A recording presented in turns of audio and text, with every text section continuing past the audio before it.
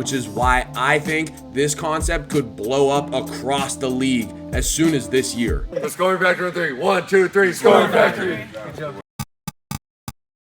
What's going on, everybody? Coach Kevin with the Scoring Factory, back with episode 18 of our breakdown series. Today we're talking about push action, and let's get right into it.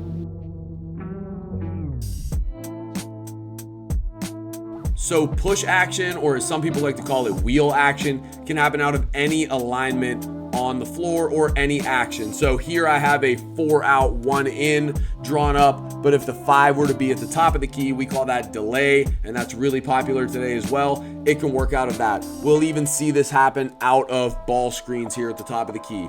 But at its core, all that push or wheel is that as one drives, typically what you would see is 2, 4, and 3 start to space out for open threes and look for kickouts. But in push or wheel, they are moving on the drive. So 3 is gonna fill, 2 is gonna push away from the drive, and 4 is going to push across the baseline into the other corner. 5 will also push across as well. So let's take a look at the film to show you why this has become so popular and why it works so well.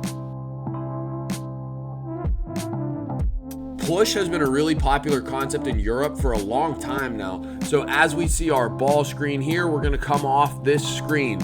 Right away, what we're going to see is our 2 players start to shift as the drive comes off of the screen. Watch this. So he comes off the screen, and what's so great about push is that it leaves our ball handler with a ton of options.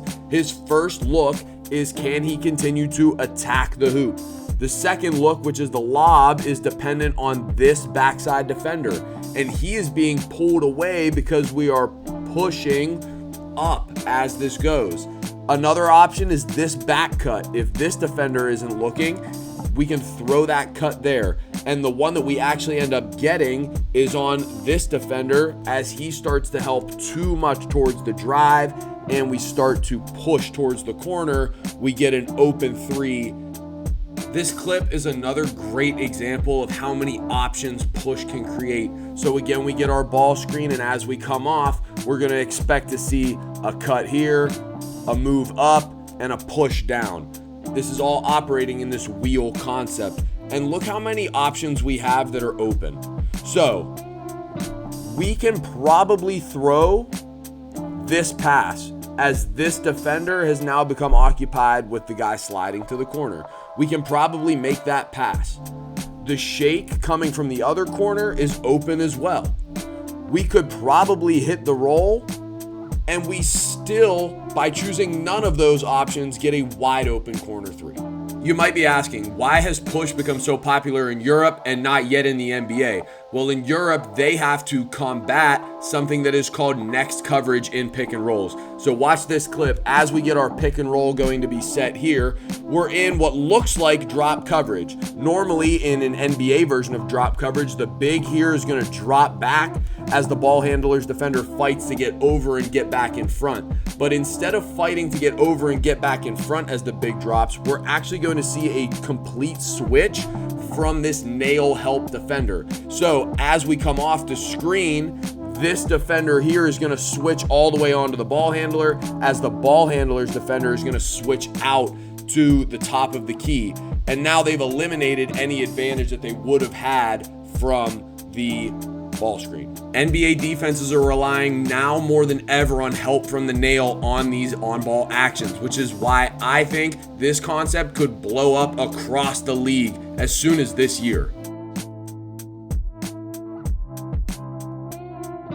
The Cavaliers have been one of the first teams to steadily incorporate this into their offense, and to no one's surprise, they led the league in offensive rating last year. So look at this clip. As Donovan Mitchell changes direction and starts to attack the hoop, immediately we see our strong side start the push here. So what they find is that Duncan Robinson is a little bit late turning his head. They have to help twice, and we get a wide open kick out 3. Kenny Atkinson is big on cutting. Hard to defend. When guys are moving and it's intentional, right? There's shared principles on how we cut. And push action is really just a way to keep the offense moving as drives are happening. So again, as Lonzo starts to attack the hoop, immediately we start to see the push effect.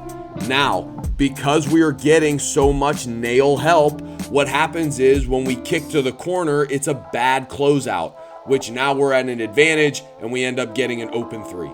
So as the NBA regular season picks up this week, look for the best teams to incorporate push action into their offense as they chase to punish nail help and continue to chase elite offensive efficiency.